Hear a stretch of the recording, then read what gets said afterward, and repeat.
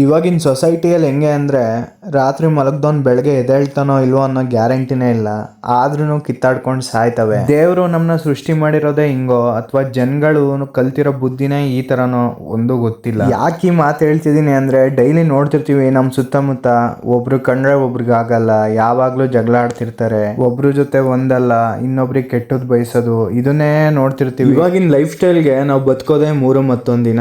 ನಮ್ಮ ಲೈಫ್ ಬಗ್ಗೆ ನಮಗೇನೆ ಗ್ಯಾರಂಟಿ ಇಲ್ಲ, ಅಂಥದ್ರಲ್ಲಿ ಈ ಜಗಳ ಎಲ್ಲ ಬೇಕಾ ಹೇಳಿ? ಇರೋ ಅಷ್ಟು ದಿನ ಖುಷಿಯಾಗಿರೋಣ, ಎಲ್ಲರ ಜೊತೆನೂ ನಗಾಡೋಣ, ನಗ್ಸೋಣ.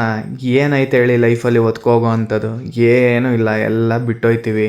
ಅಂಥದಕ್ಕೆ ಕಿತ್ತಾಡ್ಕೊಂಡು ಸಾಯ್ತೀವಿ. ನಾನು ನೋಡಿದ್ರಲ್ಲಿ ಮೋಸ್ಟ್ ಆಫ್ ಆಲ್ ಬರೀ ಜಮೀನು ವಿಷಯಕ್ಕೆ ಅಣ್ಣ ತಮ್ಮದಿರು ಬರೀ ಇಂಥದ್ದೇ ಈ ಥರ ಎಷ್ಟೋ ಸಾವುಗಳಾಗಿ ಹೋಗ್ಬಿಟ್ಟೈತೆ ಬರೀ ಒಂದು ಜಮೀನು ವಿಷಯಕ್ಕೆ. ಆ ಜಮೀನಿಗಿರೋ ಬೆಲೆ ಮನುಷ್ಯರಿಗೆ ಇಲ್ದಂಗೆ ಆಗ್ಬಿಟ್ಟೈತೆ. ಆ ಥರ ಬಂದು ನಿಂತೈತೆ ನಮ್ಮ ಸಮಾಜ. ಏನು ಹೇಳೋಣ ಇದು? ನಾವು ಬದುಕಿರೋ ಅಷ್ಟು ದಿನ 4 ಜನಕ್ಕೆ ಒಳ್ಳೇದು ಬಯಸೋಣ, 4 ಜನಕ್ಕೆ ನಮ್ಮ ಕೈಲಾದಷ್ಟು ಸಹಾಯ ಮಾಡೋಣ. ಯಾಕಂದರೆ ಸತ್ತಾಗಾದರೂ 4 ಒಳ್ಳೇದು ಮಾತಾಡ್ತಾರೆ ನಮ್ಮ ಬಗ್ಗೆ, ನಮ್ಮನ್ನ ನೆನಪಿಸ್ಕೋತಾರೆ. ಅದೇನೇ ಒಬ್ರನ್ನ ದ್ವೇಷ ಮಾಡ್ಕೊಂಡು ಎಲ್ಲರ ಜೊತೆನೂ ಜಗಳ ಮಾಡ್ಕೊಂಡು ಯಾರ ಜೊತೆನೂ ಒಂದಲ್ಲೇ ಈ ಥರ ಇದ್ದಾಗ ಸತ್ತಾಗೆಂತ 4 ಜನ ಒಳ್ಳೇದು ಮಾತಾಡಲ್ಲ, ನಮ್ಮನ್ನು ನೆನಪಿಸ್ಕೊಳ್ಳೋದು ಇಲ್ಲ. ಆ ಥರ ಜೀವನ ಬಾಳಿ ಏನು ಯೂಸ್ ಹೇಳಿ? ಇರೋ ಅಷ್ಟು ದಿನ ಎಲ್ಲರ ಜೊತೆನೂ ಖುಷಿಯಾಗಿ ಇರೋಣ.